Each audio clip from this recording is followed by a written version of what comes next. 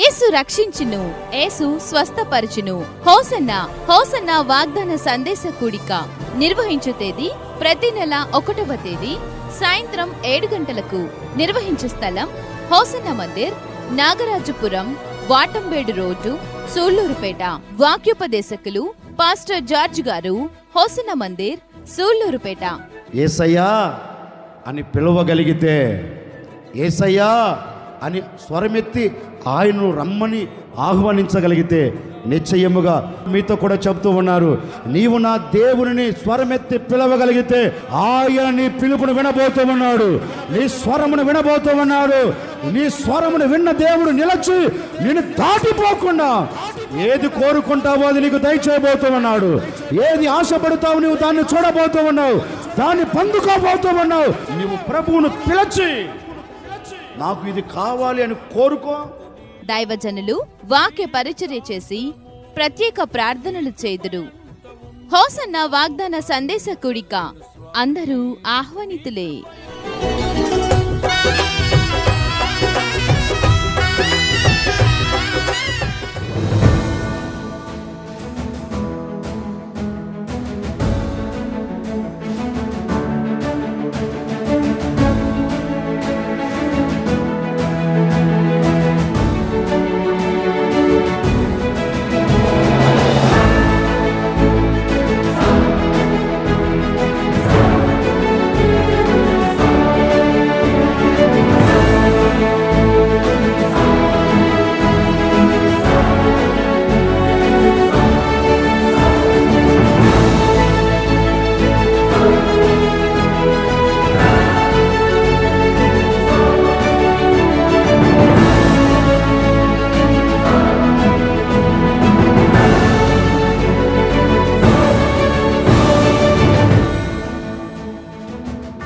నామములో మీ అందరికీ నా హృదయపూర్వకమైన వందనాలు.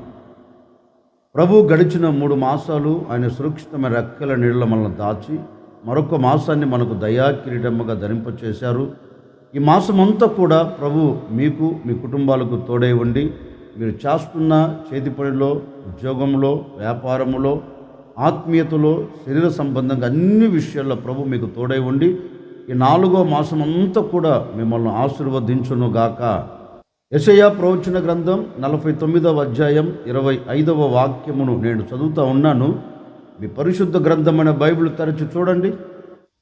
యెహోవా ఇలాగ సెలవిచ్చుచున్నాడు, బలాఢ్యులు చెరపట్టిన వారు సహితం విడిపింపబడుదురు, భీకరులు చెరపట్టిన వారు విడిపింపబడుదురు. నీతో యుద్ధము చేయువారితో నేనే యుద్ధము చేసేదను, నీ పిల్లలను నేనే రక్షించెదను. దేవాతి దేవుడు ఇశ్రాయేలును ఉద్దేశించి ఉద్దేశపూర్వకముగా ఒక వాగ్దాన పూరితమైన మాట దేవుడు వారితో చెప్తున్నారు. ఏ సందర్భంలో దేవాతి దేవుడు వీరితో ఈ వాగ్దాన పూరితమైన మాట చెప్తున్నారు అంటే, దేవుని పేరు పెట్టబడిన ప్రజలు చెరపట్టబడ్డారు. బలాఢ్యులు దేవుని పేరు పెట్టబడిన ప్రజలను పట్టుకొని బంధించి పడవేశారు. ఇక ఆ బంధకములలోంచి వీరు విడుదల పొందలేక, ఆ బంధకాలు తెంపబడక వీరు బాగా కృంగిపోతున్నారండి. వీరితో పాటు వీరి పిల్లలు కూడా బానిసత్వం కింద మగ్గిపోతూ ఉన్నారు. అలాంటి సందర్భాలలో ఈ ప్రజలు దేవునికి మొరపెట్టినట్టు ఉన్నారు. ఈ ప్రజల ఘోష, ఈ ప్రజల హృదయములో నుంచి వస్తున్న వేదన దేవుడు చూచినట్టున్నాడు. దేవుడు వారి పరిస్థితిని ఎరిగి, దేవుడు వారి పరిస్థితిని చూచి వారితో ఒక శ్రేష్టమైన వాగ్దానం చేస్తున్నారు. చూడండి, శత్రువులు మిమ్మల్ని పట్టుకున్నారు, వాస్తవమే. శత్రువులు మిమ్మల్ని బంధించి పడవేశారు, వాస్తవమే. వారి చేతులలో నుంచి మీరు బయటికి రాలేక, వారి చేతులలో నుంచి విడిపించబడలేక బాగా కృంగిపోతున్నారు, బాగా కృషించిపోతున్నారు. అసలు విడుదల పొందుతామా లేదా, విడిపించబడుతామా లేదా, ఒక ఆశ మాకంటూ లేదు అన్నట్లుగా మీరు అలాగే సతకలపడి కుప్పగా కోల్చబడిపోతూ వస్తున్నారు. కనుక మీ పరిస్థితిని చూచిన నేను, మీ పరిస్థితిని ఎరిగిన నేను, నేనే మాట ఇస్తున్నాను, నేనే మీతో వాగ్దానం చేస్తున్నాను, నేనే మీతో ప్రమాణం చేస్తున్నాను అని వారితో ఒక ప్రమాణపూర్వకమైన మాట చెప్తున్నారు, వాగ్దానపూరితమైన మాట చెప్తున్నారు. నా పేరు పెట్టబడిన ప్రజలారా, మీరు ఏ విషయంలో మీరు కలవరపడవలసిన అక్కరలేదు, ఏ విషయంలో మీరు కంగారు పడవలసిన అక్కరలేదు. ఎందుకంటే ఎంతటి బలవంతుడు నిన్ను పట్టుకున్నా, ఎంతటి బలవంతుడి చేతిలో నువ్వు చిక్కుబడినా, ఇక మీదట నీవు బలవంతుని చేతులలో నుంచి విడుదల పొందినట్లుగా నేను ఏం చేయబోతూ ఉన్నానంటే, వారి చేతులలో నుంచి నేను మిమ్మల్ని విడిపించబోతూ ఉన్నాను. ఎవడు మిమ్మల్ని భయపెడుతున్నారో ఆ భయాన్ని తలంచుచు, ఆ భయాన్ని గుప్పెట్లు పెట్టుకొని, ఆ భయాన్ని గుండెల్లో పెట్టుకొని గజగజ వణికిపోతున్నారు కదా. ఇక మీదట ఆ భయం మీకు ఉండవలసిన అక్కర్లేదు. బలవంతుడు చేతిలోంచి నేను మిమ్మల్ని విడిపించబోతూ ఉన్నాను. మిమ్మల్ని భయపెడుతున్నాడే ఆ వ్యక్తి చేతులలో నుంచి కూడా నేను మిమ్మల్ని విడిపించబోతున్నాను అని సాక్షాత్తుగా దేవుడే ఆ ప్రజలతో ఒక మాట అంటున్నారు. చూడండి, ఇక మీదట ఏ శత్రువు మీ ఎదుటికి వచ్చి మీ మీద యుద్ధము చేసి మిమ్మల్ని మరలా పట్టుకొని వెళ్లకుండా, మీ మీద యుద్ధము చేయకుండా ఇప్పుడు నేను ఏం చేయబోతున్నాను అంటే, ఏ శత్రువు అయితే మీ మీద యుద్ధము చేసి మిమ్మల్ని పట్టుకొని వెళ్ళారో ఇప్పుడు నేను ఏం చేయబోతున్నానంటే, మీతో యుద్ధము చేసిన శత్రువుతో నేనే యుద్ధము చేయబోతూ ఉన్నాను. మీతో పోరాడిన శత్రువుతో నేనే పోరాడబోతూ ఉన్నాను. నేను వారితో యుద్ధము చేసి ఆ చోట నుంచి నేను మిమ్ములను విడిపించబోతూ ఉన్నాను. ఆ చోట నుంచి నేను మిమ్మల్ని బయటికి తీసుకుని రాబోతున్నాను అని ఒక శ్రేష్టమైన వాగ్దానం ఆ ప్రజలతో చేస్తున్నారు. నీతో యుద్ధము చేయు వారితో నేనే యుద్ధము చేయబోతూ ఉన్నాను. అంటే నీవు యుద్ధం చేయవలసిన అక్కరలేదు, నీవు పోరాడవలసిన అక్కరలేదు, నీవు పోరాడడానికి వీలు లేకుండా బలవంతుడు నిన్ను పట్టుకొని భయపెడుతున్నాడు. యుద్ధము చేసి విడుదల నీవు పొందలేవు గనక నీ పరిస్థితిని చూచిన నేను నీతో మాట ఇస్తున్నాను, జాగ్రత్తగా విను, యెహోవానగు నేనే సెలవిస్తున్నాను అని ఆ ప్రజలతో చెప్తున్నారు. ఇప్పటి వరకు నీతో పోరాడిన శత్రువుతో, ఇక మీదట నీతో పోరాడబోతున్న శత్రువుతో, ఇప్పటి వరకు నేను భయపెట్టిన శత్రువుతో, ఇక మీద నిన్ను భయపెట్టబోతున్న శత్రువుతో నేను ఏం చేయబోతున్నానంటే, యుద్ధము చేసి ఈ యుద్ధములో శత్రువుకి ఓటముని ఇచ్చి నేను నీకు జయమును కలగచేసి నీకు, నీ కుటుంబానికి, నీకు, నీ పిల్లలకు ఒక రక్షణను నేను కలగచేయబోతూ ఉన్నాను. ఈ ఇశ్రాయేలు చిక్కుబడ్డారు అనే ఆలోచన కాకుండా ఒక ప్రక్క మరొక ఆలోచన, మా పిల్లలు కూడా చిక్కుబడిపోయారు కదా, మరి వారికి ఎట్లా విడుదల కలుగుతుంది అని సందేహపడుతుంటే దేవుడే వారితో చెప్తున్నారు, నీ శత్రువులతో నేను యుద్ధము చేసి మిమ్మల్ని విడిపిస్తాను. మీ శత్రువులతో యుద్ధం చేసి నేను మీ పిల్లలను రక్షిస్తాను. నీ కుటుంబానికి ఒక రక్షణ ప్రాకారముగా నేను నిలబడుతాను. ఏ శత్రువు ఇక మీదట నీతో యుద్ధము చేయకుండా ప్రతి శత్రువుల మీద నేను నీకు జయమును కలగచేస్తాను అని ఆ ప్రజలకు మాట ఇచ్చి ఆ ప్రజలను విడిపించి వారికి, వారి కుటుంబానికి ఒక రక్షణను దేవుడు కలగచేశాడండి. అంటే యుద్ధము ఆయన చేసి జయము వీరి చేతులకు అప్పగించారు. ఓ సేవకుడిగా నేను కూడా మీతో చెప్పాలి అనుకున్న మాట ఏంటంటే, గడిచిన 3 మాసాలు ఏ శత్రువు నీతో యుద్ధము చేస్తూ వచ్చాడో, కనపడుతున్న శత్రువు కావచ్చు, కనపడని శత్రువు కావచ్చు అండి, ఏ శత్రువు నీతో యుద్ధము చేస్తూ వచ్చాడో, ఈ యుద్ధ రంగంలో ఏ ఓటమి నీవు చవి చూస్తూ వచ్చావో, జయమును చూడలేక, జయమును అనుభవించలేక ఉప్పగా కూల్చబడుతూ కన్నీరు కారుస్తూ వచ్చావేమో గడిచిన 3 మాసాలు. ఈ 4వ మాసం నా ప్రభు నీతో వాగ్దానపూరితమైన మాట చెబుతున్నారు. గడిచిన 3 మాసాలు నీ పరిస్థితిని నా దేవుడు చూచాడు. ఏ బలవంతుడు నిన్ను పట్టుకొని ఉన్నాడో, ఏ బలవంతుడు నిన్ను భయపెడుతూ ఉన్నాడో, ఏ బలవంతుని చేతిలో నువ్వు చిక్కుబడి కన్నీరు కారుస్తూ నీకు, నీ కుటుంబానికి విడుదల లేక, నీకు, నీ పిల్లలకు విడుదల లేక అలాగే సన్నగిలిపోతూ వస్తున్నారేమో నాకు తెలియదండి. కరుణ కలిగిన దేవుడు, వాత్సల్యత కలిగిన దేవుడు ఈ 4వ మాసం మీతో చెప్పకనే చెబుతున్నారు.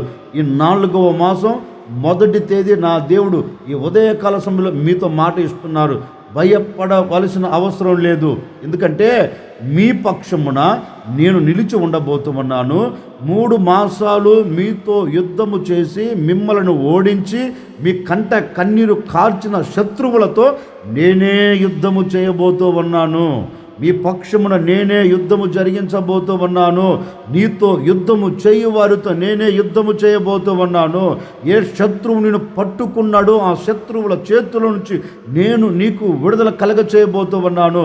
ఇక మీదట శత్రువు భయము లేకుండా, ఇక మీదట శత్రువు వేదన లేకుండా, ఇక మీదట శత్రువు బాధ లేకుండా నా ప్రభు మీ పక్షమున నిలిచి యుద్ధము చేసి ఈ యుద్ధములో మీకు జయమును కలగ చేయబోతూ ఉన్నారు.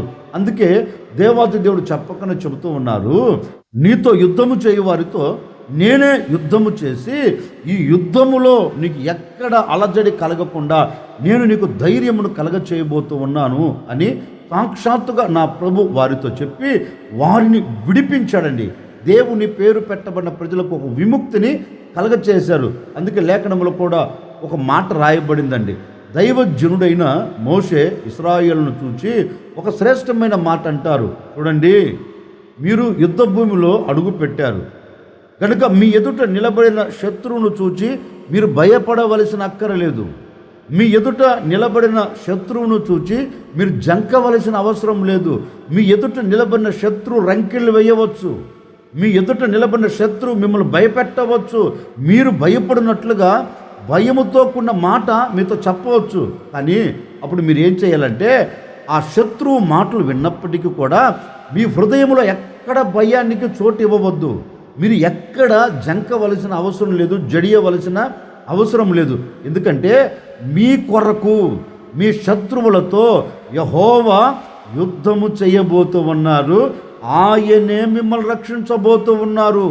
మోసే ఇశ్రాయేలుతో అంటున్నారండి, మీరు భయపడవద్దు, జంకవద్దు, జడియవద్దు. ఎందుకంటే దేవుడు మీ కొరకు మీ శత్రువులతో యుద్ధము చేయబోతున్నారు కనుక, ఆ యుద్ధములో మీరు జయమును చూడబోతున్నారు కనుక నిశ్చయముగా ఆయన మీ పక్షమున నిలిచి మీకు రక్షణను కలగ చేయబోతూ ఉన్నారు.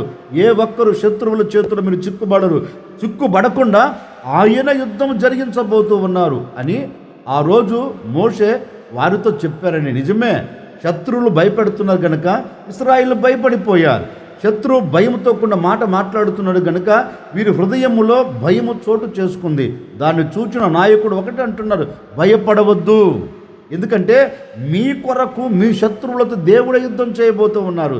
నేను అంటాను, మన పక్షమున ఆయన నిలిచి మన శత్రువులతో యుద్ధము చేస్తే ఇక మనకెందుకు ఓటమి కలుగుతుంది? ఇక మనకెందుకు అవంతరాలు కలుగుతాయి? మనకెందుకు ఆటుపోట్లు కలుగుతాయి? ఆటుపోట్లు అవంతరాలు కలగవు. ఎందుకంటే మన కొరకు ఆయన యుద్ధము చేయబోతూ ఉన్నారు. మన పక్షమున ఆయన యుద్ధం జరిగించబోతూ ఉన్నారు. లేఖనంలో చక్కగా రాయబడింది, మీ కొరకు మీ శత్రువులతో యెహోవా యుద్ధము చేయబోతూ ఉన్నారు. నిజమే, ఆ రోజు మోషే ఆ ప్రజలను చూచి చెప్పినట్లుగా ఈ ఉదయకాల సమయం ఏప్రిల్ ఈ 1వ తేదీ ఒక వాగ్దాన పూరితముగా ఒక సేవకుడిగా నేను కూడా మీతో చెప్తున్నానండి. గడిచిన 3 మాసాలు ఏ శత్రువు మిమ్మల్ని భయపెడుతూ వచ్చారో ఆ భయాన్ని మీ గుండెల్లో పెట్టుకొని భయపడుతూ వస్తున్నారేమో. ఏ శత్రువు మీతో యుద్ధము చేయాలని పూనుకొని మిమ్మల్ని భయపెడుతూ వస్తున్నారో శత్రువు మాటలు విని ఒకవేళ గుండె నీరుసిల్లిపోయిందేమో, కృంగిపోతూ వస్తున్నావేమో నాకు తెలియదండి. ఈ 1వ తేదీ ఒక సేవకుడిగా చెబుతూ ఉన్నాను, మీరు భయపడవలసిన అక్కరలేదు, మీరు జడియవలసిన అక్కరలేదు. పరిస్థితులు విభిన్నంగా మారినా, పరిస్థితులు మీకు ప్రతికూలముగా మారినా, పరిస్థితులు నీ ముంగిట నిలబడి నిన్ను భయపెడుతూ ఉన్నా మీరు ఏ విషయంలో కలవరపడవలసిన అక్కర్లేదు. ఎందుకంటే ఈ 1వ తేదీ ఏప్రిల్ ఈ 1వ తేదీ నా ప్రభు మీ పక్షమున నిలిచి ఉండబోతూ ఉన్నారు. మీ కొరకు మీ శత్రువులతో యుద్ధము చేయబోతూ ఉన్నారు. మీ శత్రువులతో యుద్ధము చేసి మీ కుటుంబాన్ని నా దేవుడు రక్షించబోతూ ఉన్నాడు. మీ కుటుంబానికి ప్రాకారముగా నా దేవుడు నిలిచి ఉండబోతూ ఉన్నారు. 3 మాసాలు జరిగినవి, 3 మాసాలు సూచనవి, 3 మాసాలు నీవు పడిన వేదన ఏది ఈ 4వ మాసంలో పడకుండా నా దేవుడు సంపూర్తిగా విడుదల కలగ చేయబోతూ ఉన్నారు. 4వ మాసములో మీరు ఆనందకరంగా, సంతోషకరంగా మీ శత్రువుల మీద మీరు జయము పొందుకొని సాగి వెళ్ళబోతూ ఉన్నారు. ఎందుకంటే నీ శత్రువులతో నా ప్రభువే యుద్ధము చేసి నీకు ఎక్కడ ఓటమి కలగకుండా ఆయన నీ పక్షంలో నిలిచి ఉండబోతూ ఉన్నారు. అందుకే దేవాతి దేవుడు అంటారు, నీతో యుద్ధము చేయు వారితో నేనే యుద్ధము చేసేదను గనుక మీరు భయపడవలసిన అక్కరలేదు, జడియవలసిన అక్కరలేదు అని సాక్షాత్తుగా ప్రభువే చెప్తున్నారు. ఓ సేవకుడిగా నేను కోరుకుంటున్నాను, మిమ్మల్ని ఆశీర్వదిస్తున్నానండి. గడిచిన 3 మాసాలు మీరు భయపడి ఆందోళన చెందుతూ ఆవేదన పడుతూ కన్నీరు కారుస్తూ ఒకవేళ నిస్సహాయ స్థితిలో నిలిచిపోయి ఉన్నారేమో. ఓ సేవకుడిగా చెప్తున్నానండి, వాటిని విడిచి వాటిని మరచి వాటిని ప్రక్కన పెట్టి ఈరోజు మీరు ధైర్యముగా నిలబడితే నా ప్రభువే మీ పక్షమున నిలిచి ఉండబోతూ ఉన్నాడు. నా ప్రభువే నీ శత్రువులతో యుద్ధము చేయబోతూ ఉన్నారు. ఈ యుద్ధములో ఆయన నిలిచి నీ కుటుంబాన్ని ఆయన రక్షించబోతూ ఉన్నారు. అందుకే ఒక వాగ్దానపూరితమైన మాట చెప్తున్నారు, నీతో యుద్ధము చేయు వారితో నేనే యుద్ధము చేసి నీ పిల్లలను నేనే రక్షించేదను అన్నాడు. మరి ఎప్పుడు ఆయన మన పక్షమును నిలిచి యుద్ధము చేసి మన శత్రువుల మీద జయమిస్తారు? యెహోషువ గ్రంథం 10వ అధ్యాయం 14వ వాక్యమును నేను చదువుతా ఉన్నాను. మీ పరిశుద్ధ గ్రంథమైన బైబిల్ తెరచి చూడండి. యెహోవా ఒక నరుని మనవి విని ఆ దినము వంటి దినము దానికి ముందే గాని దానికి తరువాతే గాని ఉండలేదు. నాడు యెహోవా ఇశ్రాయేలీయుల పక్షముగా యుద్ధము చేసెను. దేవుని పేరు పెట్టబడిన ప్రజలందరూ యుద్ధభూమిలో నిలిచి ఉన్నారు. యుద్ధము హోరాహోరీగా జరుగుతుంది. ఈ పరిస్థితిని చూచిన నాయకుడైన యెహోషువ దేవుని సన్నిధిలోనికి వచ్చి ఒక చిన్న ప్రార్థన చేస్తున్నారు. అయ్యా, ఈ యుద్ధము ఇంతటితో ఆగిపోకూడదు. ఒకవేళ యుద్ధము ఆగిపోవాలంటే శత్రువులు మా ఎదుట నిలబడకుండా ఓటమిని చూడాలి. ఓటమిని చూడాలి అంటే నీవు మా పక్షమున నిలబడాలి. నీవు మా పక్షమున నిలబడితే ఈ యుద్ధములో మేము జయము చూడగలుగుతాం అని వారికి కలుగుతున్న ఆపదను బట్టి వారి ఎదుట నిలబడిన శత్రువులను బట్టి నాయకుడైన యెహోషువ దేవుడి సన్నిధిలోనికి వెళ్ళి ప్రార్థన చేస్తూ ఉన్నారండి. ఈ నాయకుడు ప్రార్థన చేస్తూ ఉంటే ఈ నాయకుని ప్రార్థన దేవాతి దేవుడు విని తిన్నగా శత్రువులతో పోరాడుటకు ఇశ్రాయేలీయుల పక్షమున దేవుడు దిగివచ్చి శత్రువులతో యుద్ధం చేయటం ప్రారంభించారండి. శత్రువులతో యుద్ధం చేయటం ప్రారంభిస్తూ ఉంటే శత్రువులు దేవుని ప్రజల ఎదుట నిలబడలేక, శత్రువులు దేవుని ప్రజల ముంగిట నిలిచి ఉండలేక అందరూ పారిపోతున్నారు, చంపబడుతూ ఉన్నారు. మొత్తం మీదుగా దేవుడు వీరి పక్షమున నిలిచి గొప్ప జయాన్ని వీరికి అనుగ్రహించారండి. నాయకుని పిలిచి అడిగామనుకో, ఎందుకు నీకు ఇంతటి జయము కలిగింది అంటే నాయకుడు ఒకటే చెప్తాడు, నా కష్ట దినమున, నా శ్రమ దినమున, నా ఆపత్కాలమున నేను నా దేవుని సన్నిధిలోనికి వెళ్ళి నాకు ఈ విషయంలో జయము కావాలి, నా ఎదుట ఏ శత్రువు నిలబడకూడదు, ఓటమి నేను చవి చూడకూడదు, కనుక నీవు నాకు జయము ఇవ్వు అని దేవుని సన్నిధిలోనికి వెళ్ళి దేవుని పాదాలు పట్టుకొని మొరపెడితే శత్రువులందరి మీద నా దేవుడు నాకు జయమునిచ్చారు అంటాడండి నాయకుడు. నిజమే, వారు జయించేదానికి, వారి పక్షమున దేవుడు నిలిచి జయమును ఇచ్చేదానికి, వారి పక్షమున దేవుడు యుద్ధము చేసేదానికి ప్రబలమైన కారణం ఏంటి అంటే నాయకుడు దేవుని సన్నిధిలో చేరి మొరపెడుతూ ఉన్నాడు, ఈ విషయంలో నీవు మా పక్షమున ఉండు అని మొరపెడుతుంటే దేవుడు అతని మొరను విని అతని పక్షమున దిగి వచ్చి జయమిచ్చాడు. ఓ సేవకుడిగా నేను కూడా మీతో చెప్పాలనుకున్న మాట ఏంటంటే, గడిచిన 3 మాసాలు ఎన్నో ప్రయత్నాలు చేసావు, ఎన్నో నీ ఆలోచనల ప్రకారం నడిపించబడుతూ వచ్చావు. నీ ప్రయత్నాలు విఫలమైపోయాయి. ఏ ప్రయత్నములు కూడా నీవు జయము చూడలేకపోతూ వచ్చావు. నీ సొంత నిర్ణయాల వలన, నీ సొంత ఆలోచనల వలన ఒకవేళ ఇప్పటి వరకు నువ్వు జయం చూడలేకపోతూ వచ్చావు. ఈ 3 మాసాలు జరిగినది అదే కదా. ఈ 3 మాసాలు అపజయానికి నువ్వు నాంది పలుకుతూ, జయమునకు నాంది పలకవలసిన నీవు జయానికి నాంది పలకకుండా అపజయానికి నాంది పలుకుతూ వచ్చావు. అపజయాన్ని చవి చూస్తూ వచ్చావు. అపజయం నీ ముంగిట నిలబడి పలకరిస్తూ వచ్చింది. కారణం ఏంటి అంటే నీ నిర్ణయం అది, నీ ఆలోచన అది. నువ్వు అనుకున్నావు తప్పక నేను జయించగలుగుతాను, తప్పక ఈ విషయంలో జయను చూడగలుగుతాను, నిశ్చయముగా నా శక్తి వలన, నా బలము వలన, నా తెలివి వలన నేను జయాన్ని చూస్తాను అని అడుగులు వేశావు. అడుగులు వేసినందువలనే కదా 3 మాసాలు అపజయాన్ని చూస్తూ అవమానకరంగా బ్రతుకుతూ వచ్చింది. ఈ 3 మాసాలు నీకెందుకు అపజయం కలుగుతూ అవమానాన్ని అనుభవిస్తూ వచ్చావంటే నీవు దేవుని సన్నిధిలోనికి వెళ్ళి దేవుని మీద నువ్వు ఆధారపడలేదు. నాయకుడు చేసింది అదేనండి. ఈ సమయంలో నా బలము మీద నేను ఆధారపడకూడదు, ఈ సమయంలో నా సైన్యము మీద నేను ఆధారపడకూడదు, ఈ సమయంలో నా దేవుని యొద్దకు వెళ్ళి నా దేవుని మీద నేను ఆధారపడితే నిశ్చయముగా జయమిస్తాడు అని ఒక నమ్మకంతో వెళ్ళాడు, జయము చూచాడు. మరి అలాంటి అనుభవం నీలో ఉందా అంటే కంటికి కనబడటం లేదండి. కష్టం కలిగినప్పుడు, బాధ కలిగినప్పుడు ఎదుటి వ్యక్తులతో మనం పంచుకుంటున్నాము, కానీ దేవుని సన్నిధిలోనికి వెళ్ళి దేవుని పాదాలు పట్టుకొని నాకు ఈ విషయంలో జయము కావాలి అని అడిగిన రోజులు ఒక్కటైనా ఉందంటే మన జీవితంలో ఒక్కటి కూడా కనపడదండి. అందుకే ఈ 3 మాసాలు ఆ నిర్ణయాల వలన నువ్వు అపజయం చూస్తూ వచ్చావు. ఓ సేవకుడిగా 4వ మాసంలో మనసారా కోరుకుంటున్నానండి, నీవు ఏ విషయంలో జయము చూడాలి అనుకున్నావో, ఏ విషయంలో జయానికి నాంది పలకాలి అనుకున్నావో ఆ విషయంలో దేవుని పాదాలు పట్టుకొని నువ్వు దేవుని సన్నిధిలో మొరపెట్టగలిగితే నిశ్చయముగా నా దేవుడు నీ పక్షమున యుద్ధము చేసి నీకు జయమిచ్చుటకు దిగరాబోతూ ఉన్నారు.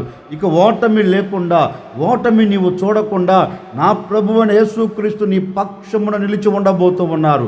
నీ పక్షమున నిలిచి ఆయన నీకు విజయోత్సవాలతో ఊరేగేటట్లుగా దేవుడు అద్భుతం చేయబోతూ ఉన్నాడు. కనుక నువ్వు చేయవలసినది ఒక్కటేనండి, ఈ 4వ మాసములో ఈ మొదటి తేదీ ఒక నిర్ణయం తీసుకో. ప్రభువా, నా బలము మీద నేను ఆధారపడనయ్యా, నీ మీద నేను ఆధారపడుతూ ఉన్నాను, నా పక్షమున యుద్ధము చేయి అని ప్రభువుని అడుగు. నిశ్చయముగా ఈ 4వ మాసములో నీ వ్యాపారంలో నీ పక్షమున నా ప్రభు నిలిచి జయము కలగ చేయబోతూ ఉన్నారు. నీ చేతి పని విషయంలో నా ప్రభు నీ పక్షమున నిలిచి నీకు జయమును కలగ చేయబోతూ ఉన్నారు. నీ ఉద్యోగంలో నా దేవుడు నీ పక్షమున నిలిచి నీకు జయమును కలగ చేయబోతూ ఉన్నారు. నీ ఆత్మ సంబంధంగా, శరీర సంబంధంగా, కుటుంబ పరంగా నా ప్రభు నీ పక్షమున నిలిచి ఈ 4వ మాసములో జయాన్ని కలగ చేయబోతూ ఉన్నారు. నీ పక్షమున నిలిచి అధికారులతో నా ప్రభు మాట్లాడబోతూ ఉన్నారు. నీ పక్షమున నిలిచి నీ శత్రువులతో నా దేవుడు మాట్లాడబోతూ ఉన్నారు. నీ పక్షమున నిలిచి నా దేవుడు ఒక ఘన విజయమును నీ చేతులకు అప్పగించబోతూ ఉన్నారు. గనక ఈ 4వ మాసంలో ఒకే ఒక్క నిర్ణయం, నీవు నా పక్షమును నిలబడితే నా శత్రువులతో యుద్ధం చేసి నాకు జయం ఇవ్వగలుగుతావయ్యా అని దేవుని పాదాలు పట్టుకొని ఓ చిన్న ప్రార్థన చేసి చూడు. ప్రభువా, నా పక్షమున నువ్వు నిలిచి ఉండయ్యా, నా శత్రువులతో నీవు యుద్ధం చెయ్యయ్యా, ఈ పరిస్థితుల మీద నేను జయము చూడలేకపోతున్నాను అని ప్రభువుని అడిగి చూడు. అడగగలిగితే, మనసు విప్పగలిగితే, మనసారి నీవు పిలవగలిగితే నా ప్రభు ఈ ఉదయకాల సమయంలో నీ యొద్దకు దిగిరాబోతూ ఉన్నారు. దిగి వచ్చిన ఆయన ఈ 4వ మాసంలో ఏ శత్రు భయము లేకుండా అద్భుతం జరిగించబోతూ ఉన్నారు. ఈ 4వ మాసంలో ఎక్కడ నీకు ఓటమి కలగకుండా దేవుడు ఒక అద్భుతమైన కార్యం జరిగించబోతూ ఉన్నారు. ఈ 4వ మాసంలో ఘన విజయంను చేత పట్టుకోబోతూ ఉన్నావు. ఈ 4వ మాసంలో ఘనమైన కార్యాలు నువ్వు చూడబోతూ ఉన్నావు. ఈ 4వ మాసంలో తప్పక నా ప్రభు నీ పక్షమును నిలిచి నీతో యుద్ధము చేయువారితో నా ప్రభువే యుద్ధము చేయబోతూ ఉన్నారు. ఈ యుద్ధములో నీకు జయము ఇవ్వబోతూ ఉన్నారు. నీ శత్రువులను నీ పాదముల క్రింద నా ప్రభు ఉంచబోతూ ఉన్నారు. నిశ్చయముగా ఇలాంటి కార్యం ఈ మాసములో నువ్వు చూడబోతూ ఉన్నావు. ఒక సేవకుడిగా నిండు మనసుతో కోరుకొని మిమ్మల్ని ఆశీర్వదిస్తున్నానండి. ఈ మాసములో మీరు కోరుకున్న విజయమును మీరు చూచెదరుగాక. ఈ మాసములో మీరు ఆశపడిన ప్రతి ఆశ నెరవేర్చబడునుగాక. ఈ మాసములో మీరు కోరుకున్న ప్రతి కోరికను నా దేవుడు సఫలము చేయునుగాక.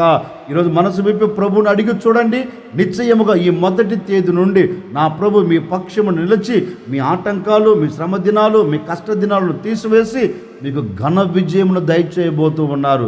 అందుకే యెహోషువ చేసిన ఒక చిన్న ప్రార్థన, దేవా ఈ శ్రమల మధ్య నుంచి మాకు విడుదల కలగచేసి మాకు జయం ఇవ్వవా అని అడిగితే విడుదల కలగచేటుకు వారితో ఉండకు దిగి వచ్చి వారి పక్షమున యుద్ధము చేసి ఈ ప్రజలకు జయం ఇచ్చాడండి.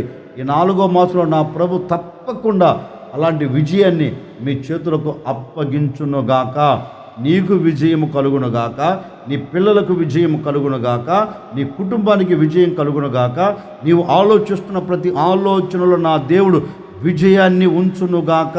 ఈ మాసమంతా నా దేవుడు మీతో కూడా నిలిచి మీ పక్షమున యుద్ధము చేసి మీ అందరికీ జయమిచ్చునుగాక. ఆశ్చర్యకరుడా మీకు స్తోత్రాలు చెల్లిస్తూ ఉన్నాం. గడిచిన మాసాలన్నీ మీరు కాపాడుతూ వచ్చారు. మరొక మాసాన్ని మాకు దయా కిరీటంగా ధరింపచేశారు. ఈ మాసం అంతా కూడా నాయన మేము జయమును చూచుతూ సాగి వెళ్ళినట్లుగా మీరు మా పక్షం నిలిచి మా శత్రువులతో మీరు యుద్ధము చేసి మాకు జయమును కలగచేయమని వేడుకుంటున్నాం.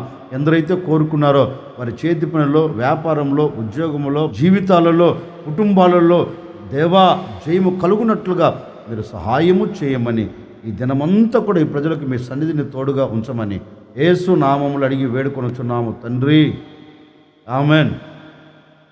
ఈ దినమంతా నా ప్రభు మీకు తోడై ఉండి, మీరు వెళ్తున్న ప్రతి చోట నా ప్రభు మీకు తోడుగా నిలిచి అన్ని విషయాల్లో మీకు ఆశీర్వాదాన్ని, జయమును కలగచేయునుగాక.